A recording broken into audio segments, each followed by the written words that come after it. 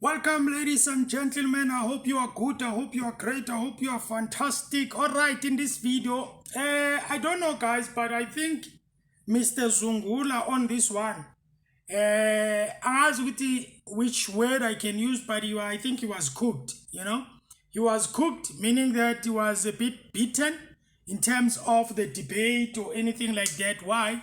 Because I think there was, anytime he would say things, they will come back to him and they will just hit back very hard, So I think maybe the advantage was on the two guys because they are in the GNU and he's the only one actually who is not in the GNU. So I think that gave him a disadvantage actually, because I could tell that, my guy, I know you're trying, but I think you're losing on this one, But anyway, I think at the end of it all, it's all about the debate, guys. Just like I said in the other video, while I was responding to, not responding, but while I was reacting to a video by Decent Q, I did say that if you are a person who is not debatable, that means you don't like to be, told the truth, and you get angry, you do all these things. You shouldn't be doing debates, okay? Anyway, let me not talk too much. Let's take a listen here. We are just going to take it as far as we can. I don't know until where, but we will see. Let's go, ladies and gentlemen. It's ANC and DA and everyone just dances according to whatever they want. So I'd like from each of you to please share your thoughts on, is it a GNU, is it a grand coalition, and what is your take on the first 100 days? And firstly, hi, and hello to everybody here. It's super nice to be here. Thank you. So terming a GNU a grand coalition between the DA and the ANC is very disrespectful for all other political parties that are within the GNU, right? It reduces them and it reduces the electorate, the people who voted for them. So that's the first thing, and we should shy away from doing so, because if we as a party are going to be a truly democratic society, then we should be able to respect everybody who has a seat at the table and everybody else who has their support. So that's the first thing. The second thing here is we need to also be honest about what it is that a government of national unity is and is about. A GNU is a government that seeks to unite a very fragmented society with pockets of deep division from the left all the way to the right, finding a central approach on policy directions that are not only going to deal with the heart of what plagues South Africa, which is unemployment and poverty and inequality, but also be able to chart a way forward for a post-poverty, unemployment and inequality world, right? So that is what you want to do. So when you look at all the other political parties that are represented, you'd never imagine that Azania and the Democratic Alliance would find itself in the same team having a conversation about what land distribution looks like, while having a chat about what, in the context of that, what a prosperous agricultural sector looks like. And so because on the basis of that, you are trying to generally get a government that is united for the best interests of society, making sure that we find ourselves again. Because the truth is, Pen, for 30 years, South Africa hasn't really been united. We haven't really been in a part where we really stand for what it is when we talk about democratic gains.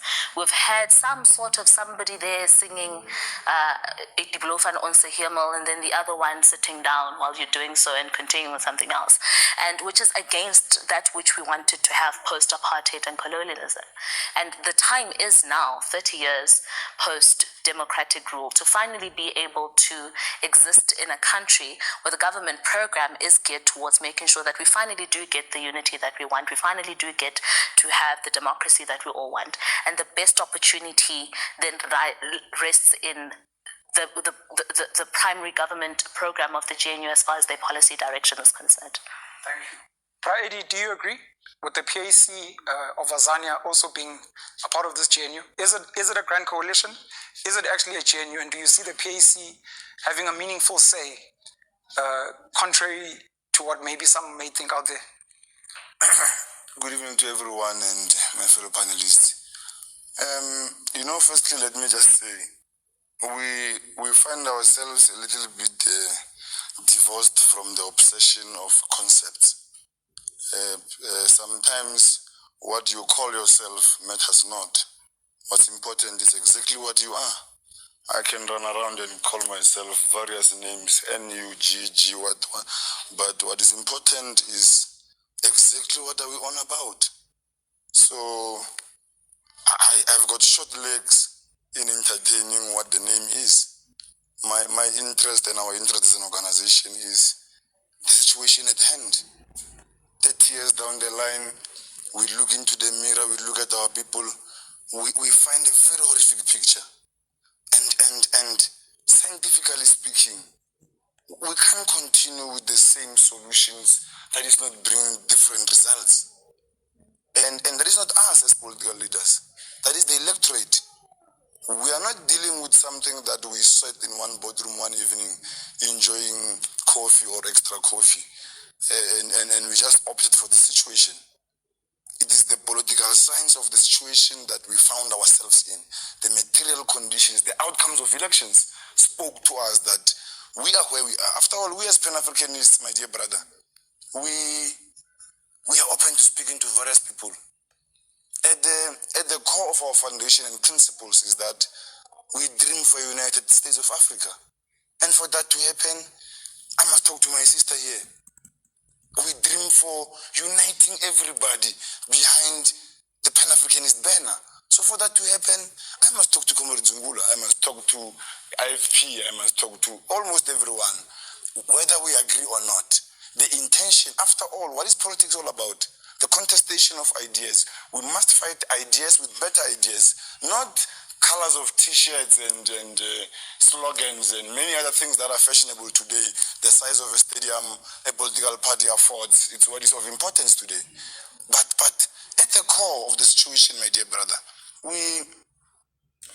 You remember I said to you in the other video when I was reacting again to Mr. Decent Q, right?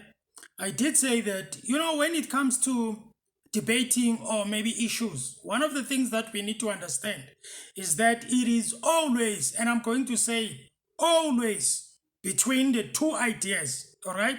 It's either because in most cases, if you find people agreeing on all the things, there might be a problem, okay?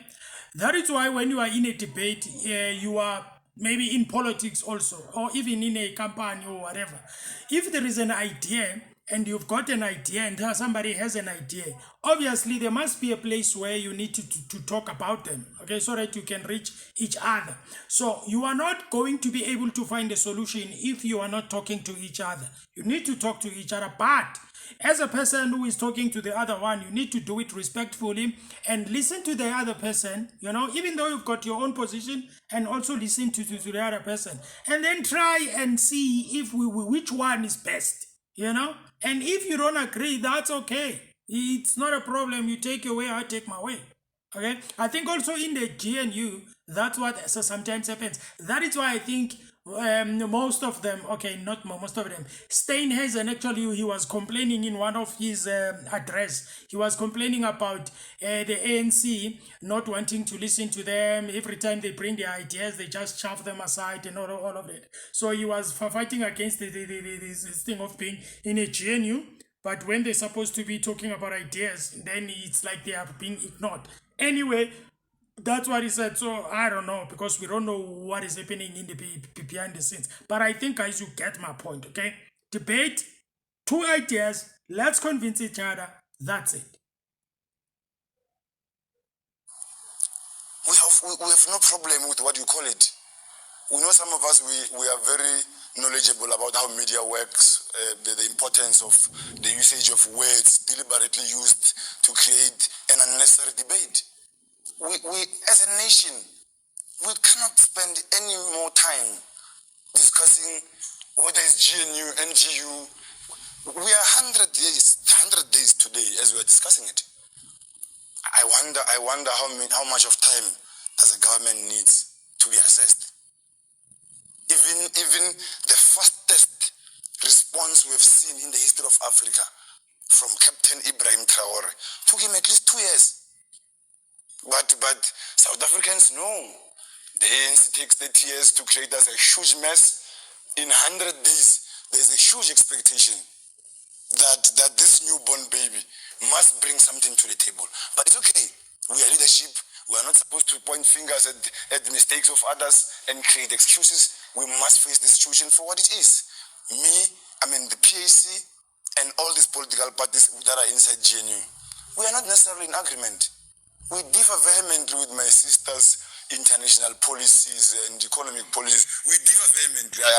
I'm yet to, my conversation with her is me in an attempt to convince her. And I know she's in an attempt to convince me. The contestation of ideas, better ideas must be contested with better ideas until ultimately we find the best amongst all these ideas. Thank you very much. Thank you so much, Eddie.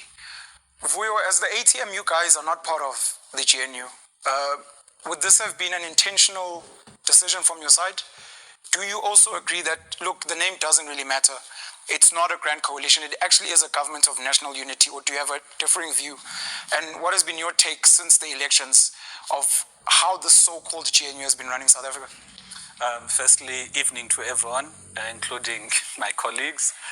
I think trust is a currency that the government needs in order for it to deliver services and drive the country towards the direction in which they think it is the best for the country. Therefore, the question of what is it a GNU, it is a coalition, is important because you are trying to build trust, and in building trust, you need to be honest with the citizens to say, but this is a coalition between the ANC and the DA, and the other parties are just there, adding numbers there. You'll recall that when there was, before the elections, there was something called the MPC, which was a coalition of parties with the sole intention of making sure the ANC is not in power.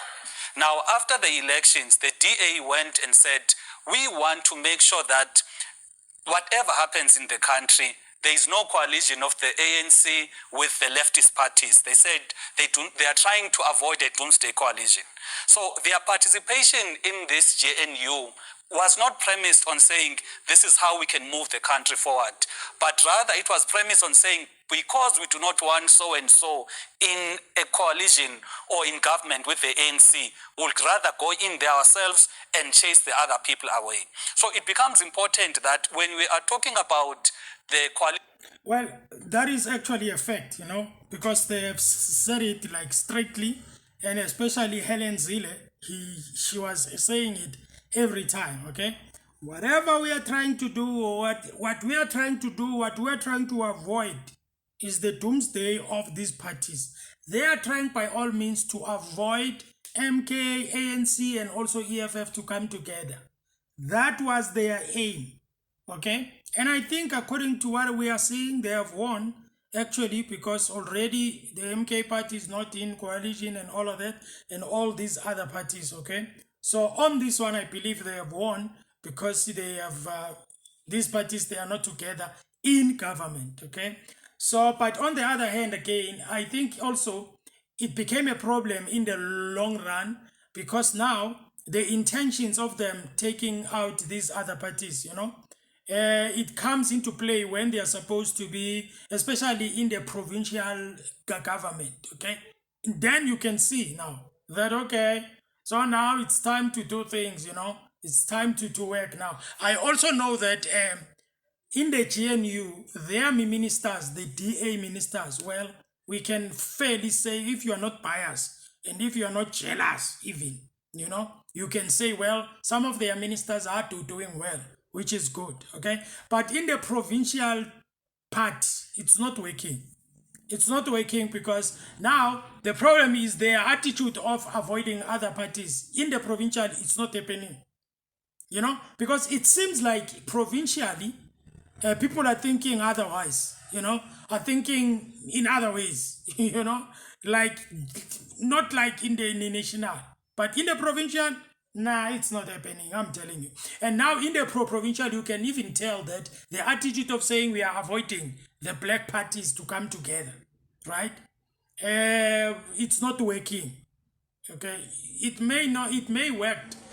Now, the thing, guys, is even when they said that, because their intention at the time, before the elections, they didn't make it very clear. They did say that already when actually things started to come together for them and the ANC. Then they started to say that, we were trying to avoid. Because remember, guys, if you are a politician, you are a party, you don't reveal all your strategies, you know? Because if they told everyone before the elections that we are trying to avoid this party, this party, this party, these parties, they were going to work very hard, twice as they were going to work. And they were, I don't know what plan they were going to do, but now I think they tricked them, because afterwards, after they were in the coalition, or after the negotiations were happening, ministers, they were given to him and everything, after the signing of the what mandate, right? And then they started speaking that they were trying to avoid, or they were avoiding these parties. Anyway, it's just politics, you know. Coalition to actually be there. You'll also recall that when there was the swearing in of members of parliament, it is only the DA and the ANC that had concluded, signed in agreement. The other parties were brought all along. If you can ask my brother if in the statement of intent, what clause there does the PAC say, but this one resonates with us, or it is our contribution? In fact, ask all other parties. The statement of intent, which was promoted by the ANC, is largely influenced by the ANC and the DA. That is why even Fikile Mbalula, when he was trying to speak about the statement of intent, it was Helen Zille who kept correcting her that, no, clause so and so says 1, 2, 3. So the other parties, rightfully, are just there to, to provide a decoration. You'll recall that even in the context of what it is to have a government of national unity, you want to unite people. How can you unite people and you ignore MK, for example? Regardless whether you like it or not, there are people, it is the third biggest party in the country, whether you like Mr. Zuma or you hate him. But if you are talking about uniting the electorate, you need to respect the voices of the people who voted for MK to be there. So the concept of a GNU includes everyone. But in the concept of a coalition, like we have now, it includes certain people and excludes certain people. Thank you so much. Now, what is going to happen now, they are going to take it back to the lady. Now, I want you guys to listen. Did you hear what Zungula says, right? I want you to listen to this lady when she responds, okay? And especially when she talks about MK, EFF, whatever. And then you will actually hear, it is unfortunate, guys, that, Helen Zille said the things that she said and all of that. I think in the DA, there are people, I think, who can represent the DA better than actually Zille. I'm very sorry to say that. But I think that there are people who can represent it very well in the way better than actually Zille when it comes to speaking like she does, because when she speaks, I don't know, man, she's got this thing of bullying, of controlling people, of like, I don't know. Now, I want you to listen to her, okay, on what she's going to say, right? Let's go. Before I ask my question, Karabo, you're vehemently shaking your head. I'd like to give you you're also shaking your foot. Okay. I'd like to give you guys a chance very briefly to please maybe engage with you on what he said before I carry on. So, first of all, Zungula himself sounds like a bitter person who wanted to have a slice of the cake and he ended up not having it for reasons that are known to himself. So the problem here is this, Pen. So we must be honest about this. So firstly, of course, if you are in a GNU, if you find yourself in a room full of particular political parties, those who have dominant numbers in the room are obviously going to come up with the domination of ideas, right? Which is the case with the Democratic Alliance and the ANC, because we're the biggest shareholders within the GNU. But stop yourself. So yes, respect me when I Thank you very much. But it doesn't mean that nobody else in the room has an opinion, and I think you can come in as the smaller person in the room to clarify on that thing. What is she talking about? Small party. You can come in here to justify, to say, one, when the GNU was having a conversation about when we look back at how much land is in the hands of who, how far has the democratic government come in making sure that people who have been previously possessed of their land, if the land that has been taken away, have been able to get the justice that they want, how many of them are able to effectively use the land for economic gains, and how many of them are able to hold on to their dignities and their heritage. That is a conversation that rests in the hands of a minority shareholder, but it's a very powerful thing, right? And they are part of the agenda in that conversation. So the issue of whether or not our inclusion of the MK party is an indication of just a coalition with a few flower girls and flower boys at the wedding must be characterized as clearly as this. When I opened, I made it clear what it is that the primary focus of a GNU is, as far as economic participation, as far as the emancipation of people, as far as their ability to put food on the table, as far as the ability to get jobs that give dignity not only to themselves but their families, right?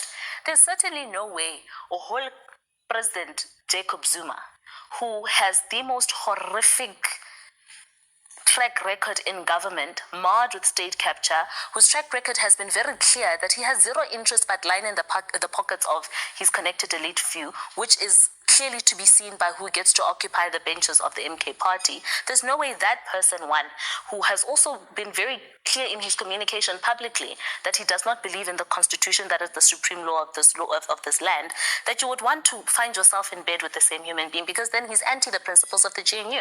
The same principle applies when you look at the EFF. People who themselves want to have a coup d'etat of a democratic regime, that they don't believe in democracy themselves. They've made it very clear that the current order of democracy as enshrined in the constitution is not one that they want to advance. So when thinking and reimagining where it is that government is supposed to go in rallying the troops, which are the South Africans, there's certainly no way in our sober mind would want to work with those people. And that is why, even before the formation of the multi-party charter pen, the DA was clear that we're going into the multi-party charter because we do not want to find ourselves in a situation where we have to reverse the gains, although not to their maximum point, the gains that we have in democracy. We want to make sure that we're able to move forward. But the multi-party charter, Zungula, as a person who was part of it, I'll be honest with you and tell you this. The multi-party charter contract was clear that we are going to try as hard as we can to get the ANC out of power, and if we fail to do so, we're going to get another roadmap. And we failed to do so. Unfortunately, we didn't get the votes that we wanted. Ideally, we wanted to find ourselves in a situation where we don't have to deal with the ANC. But then we got there, the votes are not what they want. So we think beyond that. Plan 1 did not work. What is Plan B? Plan B says, okay, we still have a problem where the ANC has failed in many ways. But if you allow these people who have failed in many ways to work with the MK and the EFF, who've shown themselves to be worse, actually even if not equally as catastrophic, to work together, then we're not going to have a land left. We're not going to have South Africa. We're not going to have a republic left. So what do? So we take the less of all evils, right? We work with the ANC. We know that they have shortcomings, many of them, and that's why we're having these conversations right now about how we can reimagine South Africa. Unemployment is at its highest. Our economy is not growing where it's supposed to. We have people that are dying every day. The criminal system is yet to be inspiring. Education is still a problem. But can we work with them to where we can, given our scope of power, effect a difference that will mean that South Africans get to have a meaningful life? Sure, rather do that. And then as time progresses, we'll get rid of those people. One day, we will have a South Africa that has a great inspiration of what the Democratic Alliance is able to do. And to show that actually that idea works, you finally have in the first 100 days of the GNU remarks about a government that is doing well. For example, look at Leon Schreiber in Home Affairs. He's been able to clear backlogs and do things in 100 days that people have failed to do in 30 years of democracy. You look at what Minister McPherson is doing within the Department of Public Works. Nobody would have known what the cost of the corruption mafia within the construction companies are had we not had a person who's happy to be a whistleblower instead of sweeping matters under the carpet and be honest about the realistic picture that government is. His commitment to making sure that not only do we use the current existing batch of properties within the country, but we revamp them in a way that still gives us the economic participation that we want. You look at the the work that Steenhuisen himself has been doing, nobody would have had an honest conversations about what happened during COVID-19 with funds that were supposed to make sure that agriculture is intact. And nobody would have done that, because had you still had the same people, things would have been swept under the carpet. For the first time ever, we have a Minister of Communications and Digital Technologies that is not only looking at ways to work around BEE standards to grow connectivity in the country, is looking at ways of making sure that we have even rural areas being able to connect digitally, because we are in an industrial revolution that dictates that technology should be a thing. But he's taken it a step further, Pen, to even want to relook, going to Treasury to have us relook at the classification of smartphones and the cost attached to it. Because the bottom line is you can't live gatarara in a lifetime. For example, I worry about my grandmother Tabanchu. WhatsApp.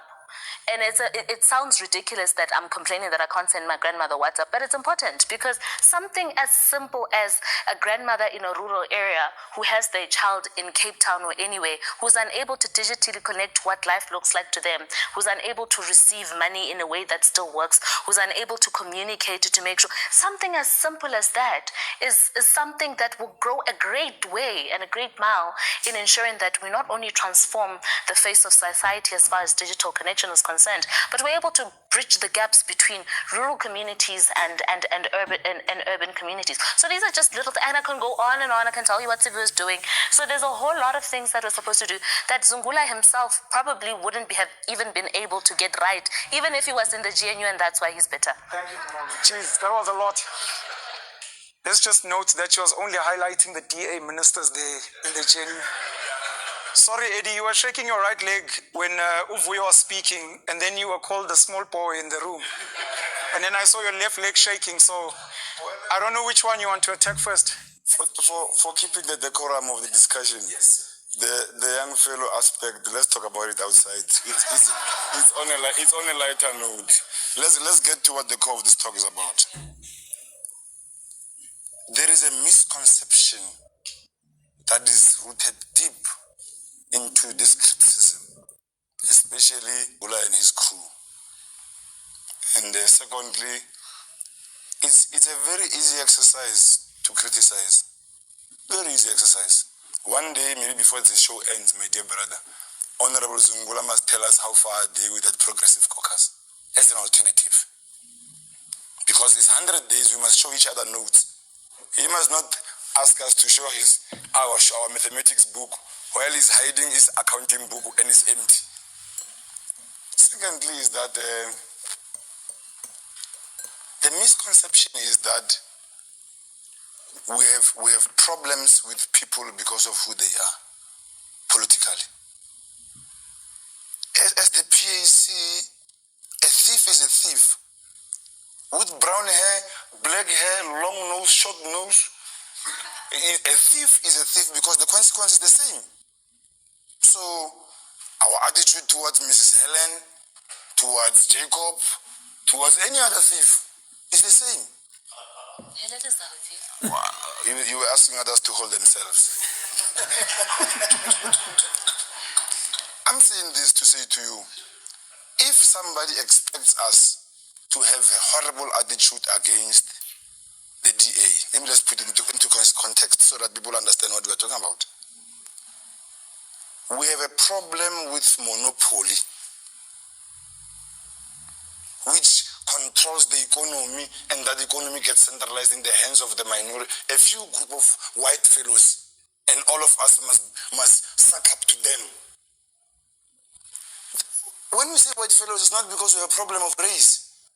When the thief is white, we're going to say it like that. He's a white thief. When the thief is black, we'll also return the favor. That Mushulo is a black thief. Black as we are, Pan-Africanist as we are. We are not going to be blackmailed about the non-issues. Honorable Zungula, we did not chase anybody out. Every leadership from its own organization had reserved its monopoly. Everybody had to respect. When you come to those caucuses and say, this is what your organization would want, we must respect that. Whether what you are saying, we see it strategic or unstrategic, we have no swing to advise or say anything. The part that these comrades are not mentioning is that there was a advertised plan alternative to GNU. Some letters written to IEC complaining about the elections, some attempt to go to the international court. We traveled that journey. We told these newcomers very well that criticizing elections is a long marathon. If you want to take it, you need 25 million minimum, and you are going to come back with an order of the court with a few sentences. Because you criticize the IEC to the same courts. The same commissioners are appointed by the same state that is going to appoint the same judges. You take it further. You go to the international criminal courts. Who signs the agreements on behalf of the country in those international forums? The same government that is appointing these judges. Now, a group of friends is standing a queue. Yours is to keep on popping out money. We are moving from the constitutional court. We are going to the apex court. You are dealing with the same cartel. We told them. They kept on advertising that. And we, on behalf of the PAC, as the leadership, we have a responsibility to take care of the PAC and its interests. No leader must come and tell us we are going. Okay, so I think he has a point here when it comes to the courts. To be honest, guys, I don't think any person who challenges IEC can win. Okay, number one, not because maybe the IEC is untouchable, but because if you challenge the IEC after the elections, if they are found, right, maybe to have not maybe produced outcomes of the votes or outcomes of the elections that are fair, okay, and without any problems, right? What you are saying, number one, you are saying to the IEC, you are incompetent. Number two, in other words, you will have to be removed, right? That's no, number two. And I know that maybe there are other ways they can do it. Maybe besides removing the IEC, maybe they might say, let's go back to vote again. But it's going to create, a very distrust towards the IEC. Okay, which is going to be bad because the IEC it's a big institution, and we don't have any other except the IEC that can do the voting thing. And the problem is that if maybe they are found guilty of anything and then we go back to voting, no one is going to trust the results when they go in another way. Okay, for example, maybe MK party wins, and then the other ones are going to challenge again, so I don't think that they will allow that. And also I don't think that if you go to a court will then make you win, and then and also if you don't win in that court in South Africa, you take money again, you go to whatever court that is overseas, whatever, then it won't happen, guys. It won't happen, I can tell you. You can challenge whatever you want. You can challenge however you want. You won't win on that one. I can promise you. Okay? Because he's saying it very clearly. He's saying it very well. It's actually, I understand it the way he's saying it. Because you are just wasting money. Wasting money, just like that thing of shopping. Of the JSC, whatever. The MK party, they realized that, what? I think we're wasting our time here.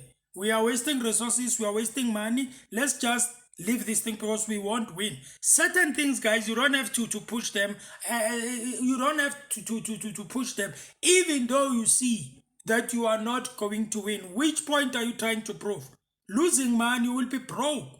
Okay, anyway, this is part one. We will do part two, guys, and move on because there is a debate where it's actually happening, which is very interesting. So we will see that on the part two. Thank you guys for watching. Please subscribe, and you can like. If you like the video, I would appreciate that. And if you are new, please subscribe, ladies and gentlemen. Thank you so much. You have a good day. Sharp.